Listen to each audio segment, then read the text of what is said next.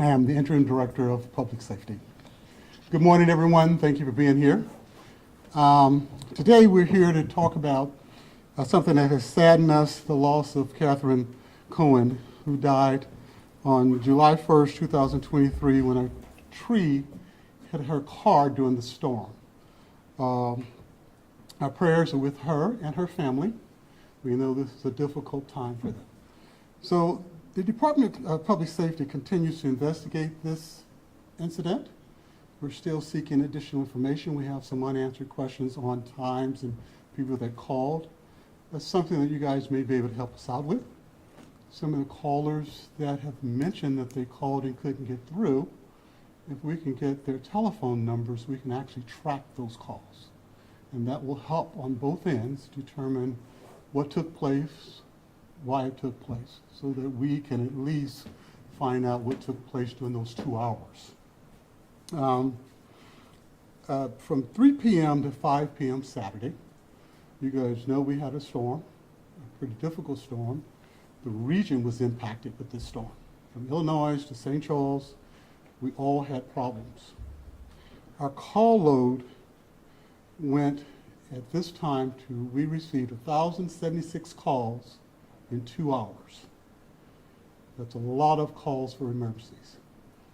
Our normal call load for this date at this time last year was 457, and in 2021 it was 386.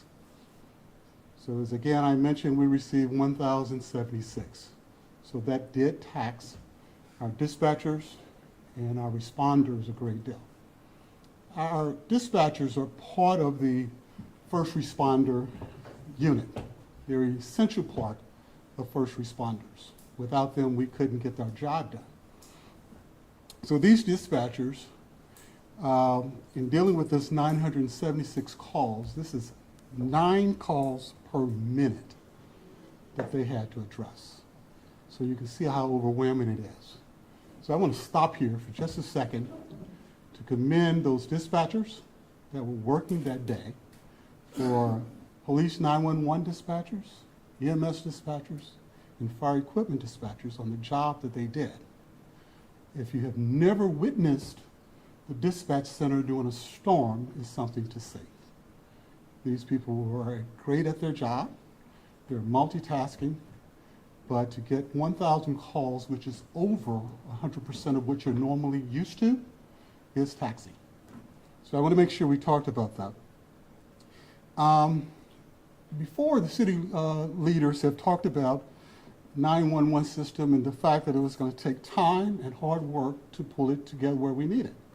And that's what's taking place. So what we're going to do today is talk about the timeline so that you get a good understanding of what took place during those 2 hours. But I'm also going to speak about 911. I'd like to have more clarity on what 911 has done and what it's going to do. Now, I began in my position February 13th of 2023. The framework for 911 had already been put in place by my predecessor. I began to put it in phases, 1, 2, and 3, to move it forward. The first thing that had to be done is the merger of EMS and the 911 callers. That took place in March of 2023.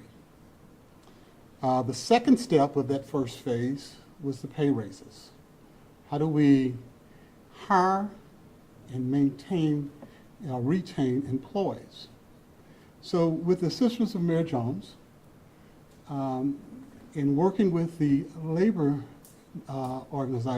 negotiators, pay raises were given for all first responders. Police received bonuses and pay raises, firefighters received pay raises, all dispatch centers received a pay raise, trying to make them more competitive with our regional partners. Those pay raises come into effect this month. As you're aware, July is the beginning of the fiscal year for the city of St. Louis. And we've been working on this from February, March, April, May, and June, and we have achieved these pay raises that now we're able to begin recruiting more people with a sizable increase in salary. So we're excited about that. We know it's going to take a little more time. We're working with our Department of Personnel to achieve these goals. But that was the second step in the first phase of the 911 system. So how does it work?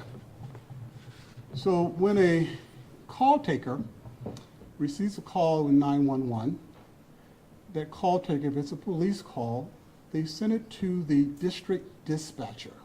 So we know we have 6 districts in the police department.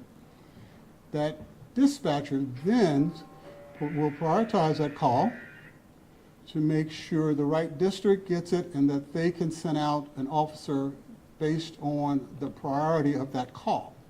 If they don't have anyone available, those calls will wait for someone to become available if they're less serious. If they're more serious, then they send someone from a different district. That call taker will also transfer calls to EMS or fire. If that call taker is unable to get to a call and answer a call, we have a system called the Viper system that will automatically roll someone on hold and ask them to push 1 for EMS and 2 for fire, and to hold on or push 3 for police. So once that person pushes 1, their call is immediately sent to an EMS dispatcher. If they push 2, it's immediately sent to a fire dispatcher. Right? That way we can get the calls out in a quicker time period. The second phase of the EMS was the cross-training. Now, we're about 40 vacancies short with 911 dispatchers. We're about 10 or 50% short with EMS dispatchers. All right, fire dispatchers, we're pretty close to our numbers. Filling those positions are going to be critical for us, and it will take us a little time as we get applications and go through those applications to fill those positions. Cross-training with all the 3 different branches is our phase 2 of the program for 911. We have created a new position, which is Public Safety Dispatcher 3, and this dispatcher will be able to dispatch calls for police, calls for fire, and calls for EMS. Currently, our fire dispatchers can already dispatch for EMS. Many of them have been cross-trained. We want all 3 units cross-trained, but we can't start that cross-training until we build our numbers up with dispatchers. When we're about 75% of capacity with dispatchers, is when we can take someone away from their job and start training them. If we do it at the level that we're at now, we will have an impact with dispatching. So the calls are getting dispatched and we're responding to them.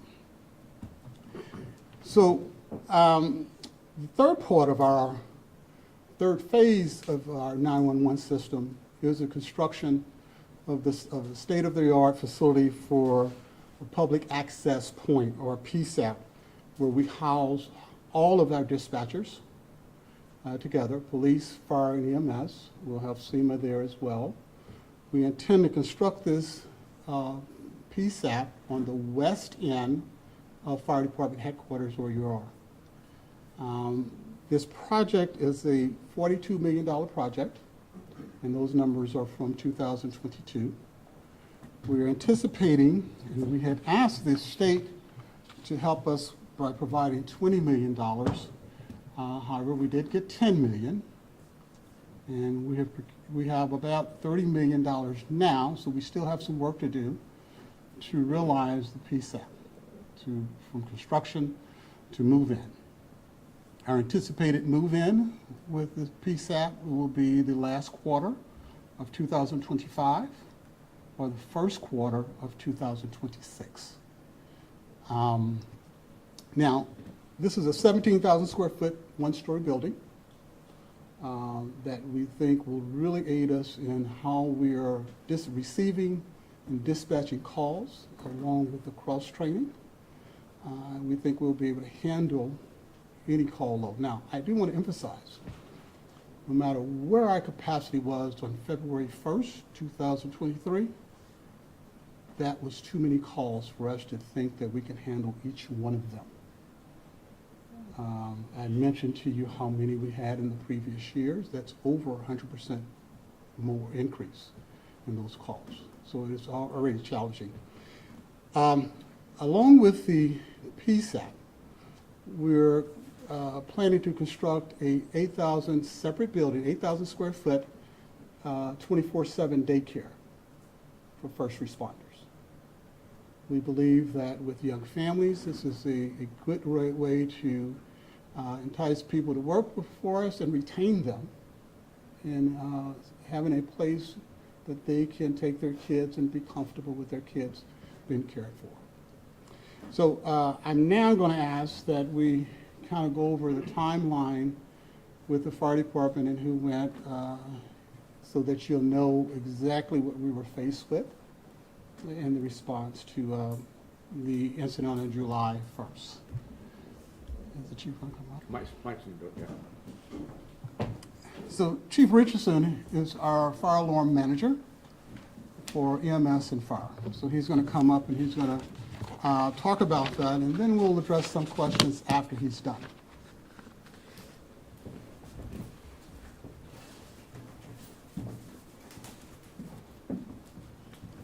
Thank you, Director.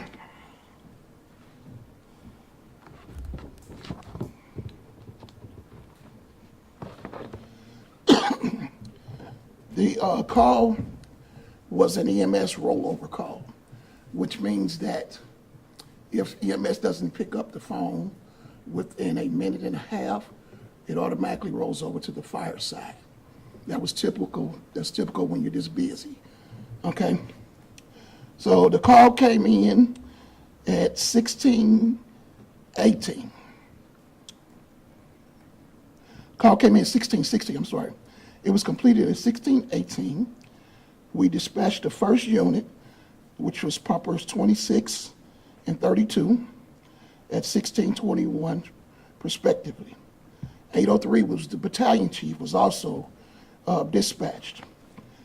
In context, the 26s are coming from Margaret and Taylor, and the 32s are coming from Gravois and Grant. Both of those are considerable ways away from the incident. But because everybody else was out of service, that's what caused us to have to dispatch companies from so far away. During the course of them being en route, Pumper 7 struck in service, so we discontinued engine 36 and sent the 7s, and that was at 16:22. Engine 14 came in service, and so we canceled engine 32 because both of these guys were closer. The first person on the scene was truck 7, and they got on the scene at 16:24. The second one was the battalion chief. He got there at 16:29. I'm sorry, engine 14 got there at 16:26.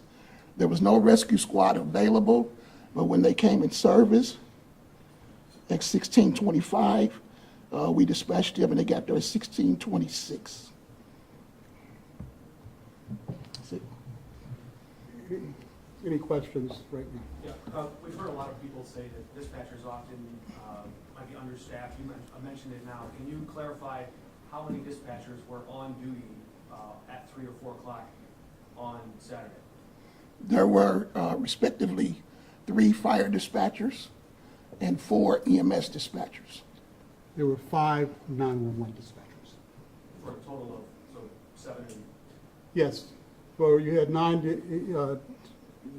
911 dispatchers, and in the same room, you had the 4 EMS dispatchers. Now, they're doing different jobs, but in that room, you had the 9 dispatchers, and here at Fire Department headquarters, you had the 3. And that's our normal staffing. And can you say again, did you say both of the original vehicles that were dispatched were both canceled because others were closer, or just one? It was hard to... Both of them. Both. Mm-hmm. So this accounts for when responses took place, and this seems like a reasonable timeline for that. but the concern appears to be in trying to get through to 911. Can you account for what happened before this call got through and they were able to get these vehicles dispatched? I can't see you because of the light, I'm sorry. I'll go this way. Good, thank you. What takes place when you get that many calls, they begin to stack up, meaning you're answering a call. I mentioned to you that we were getting 9 calls per minute. So someone's going to wait and it rolls over. Now, I mentioned also that we were still looking into this matter. And I asked if you guys could help us get the phone numbers of those people that said that they were waiting. We will be able to track their call and be able to give a better response to when they called, if they were on hold, how long they were on hold as well. Without those numbers, it's difficult for us to gain that information. Director Coyle, could you recap, just to be clear, how many dispatchers were on duty and how many should there have been under optimum staffing levels? Because we talked about a shortage. How many short were you the day of this tragedy? Well, our post for 911 was 5. They really normally would have between 5 and 10, but they have worked with less than 10. Are you including the call takers into that dispatch number? How many call takers were working during this 2-hour period? I think we had about, I don't know the call takers. Do you know the call takers? Number of call takers we had during that time frame is there were 4 actual call takers with an additional 5 dispatchers on the police side with 1 supervisor. So there were 4 call takers responsible for answering 9 calls per minute? Oh, no, the 9 calls per minute is not only 911, but yes, that's correct. There are some researchers and advocates in the 911 space who suggest that better technology can give you a heads up on where the calls are coming from. Can you give us a better idea? Are dispatchers picking up calls blind, no clue what corner of the city they're coming from? Do you have any idea where the call is coming from? Can that location help you? Are there efforts to find technology like that? If we do, we don't have it on yet. Yeah, so we don't have that technology as of yet. I know that we're moving to Central Square with all of the dispatchers, and part of the ARPA funding was to provide software updates for the dispatch center. So it is that type of technology that we're looking for as we move into our PSAP, and once that is constructed. Do you know how many calls went unanswered or 911 had to call back during that 2-hour time frame? You should have that in your notes, Major Dave. What I have on that is, as the director said, Can you go to the phone? there were 1,076 total calls for service during this 2-hour window. So that includes 605 of those were just 911 calls. The other 400 were non-emergency calls and total calls. When a call is not picked up, it goes automatically to the Viper system, allowing the individuals to press their choice if they needed fire or EMS. I think another thing that's really important for the public to be aware of is these calls are answered in the order received. So if they call and they hang up and then they call back, they're going to the back of the line. And that's causing a lot of challenges and frustration on the public's end because they're trying to get through and they're trying to get through. But the way the system is designed, by hanging up, you go back to the end of the line. Also, what happens is when you hang up on 911, there is an automated callback, which is critically important. So as the director indicated, the things that we need to know from the public are if they contacted 911, what number they contacted from, because we can track that. But what is also important for everyone to know is if there was some sort of busy signal or telecommunications challenge, we would need to know that too. There are 21 lines, basically 21 trunks or phone lines that come into the police dispatching center. When those lines are full, they automatically route to the next nearest dispatching center. And as the director also mentioned, this was really a regional weather catastrophe going on. The St. Louis County PSAP was also overwhelmed, and they have 34 lines. And some of those calls were being trunked over to us. Our dispatchers and 911 call takers were doing a reasonably well job under the circumstances in getting the calls answered and getting them dispatched during this time. Just to clarify though, of the 566 911 calls, how many went to the Viper system? I don't have that data. I don't have that exact data. But what I can tell you is if someone didn't answer the call, it automatically went to the Viper system. Can you talk about the priorities when it comes to the call? Because obviously this lady, it was the most serious issue that happened. And I remember I spoke to one guy, a restaurant owner, and he said he started recording on Instagram Live because they couldn't get through. And it was 3:54 when I saw that video. And I think you said 4:15 or so when they got to the scene. What's the national standard for you guys to get to a situation? And how do you prioritize one incident over another? Do you have first responders leave and then go to somewhere else if it's more serious? Would you like me to take that? I wanted to understand the question. Do we have first responders leave? Go. How do you rank the priority? Like, you said that you categorize calls by priority. If, you have first responders at another incident, but a more serious incident happens, you don't have any Okay. other. So you're talking about all first responders? Yes. Not just police? Yes. Once you're on an incident, you're on an incident. Mhm. And I think what you're asking is if we got a call for this and it was a serious incident, would we pull someone off another incident somewhere else? And that's a decision that the dispatcher would have to make if it's a serious enough call. But many of those calls were just as serious. So that's going to really take our more investigation into what took place. This is why those numbers that I and the major spoke about are important. Because until we have the numbers of the people that called and said they were on hold, we really just don't know what took place with them. And once we get those numbers, we can identify where their call went, what time it went there, if they hung up, if they did not hang up, so we can better answer that question. But what's your national standards to respond to a scene? You mean the time we get to Yes. respond? Yes. The fire department is what, 3 to 5 minutes? 4 to 6 minutes. Okay, but now, when you ask that, you have to ask it in the context of July 1st from 3 to 5. That is not normal. And so I don't think you can put that in the same bucket with everything else, because our equipment was all over the city. When Chief Richardson mentioned to you where the first responding company came from, it's miles away, Margaretta and Newstead, and you're going to the Grove, Vanderbilt and Manchester. That's a little far. The second company came from Grand and Chippewa, or Grand and Gravois. That's a long distance. So that happens when we have so many calls so quickly. In a short period of time, everyone's working. All of the fire trucks, all the medic units were going to different calls. As they returned to service, the ones that we knew were taking a long time to get there were canceled and the closer unit was sent. That's a normal operation for the first responders. Last question. The state funding that you're hoping to, the state funding that got vetoed, I mean, how, to the public watching this and saying, okay, we're going to build this new facility, but now we're missing $10 million. How will that impact your ability to get something new online? Well, it may have an impact, but we have work to do. And we're going to have to find the $10 million because the PSAP is critical. It's critical to the safety of our city. Sorry. It's critical to the safety of our city. It's critical for the first responders as well.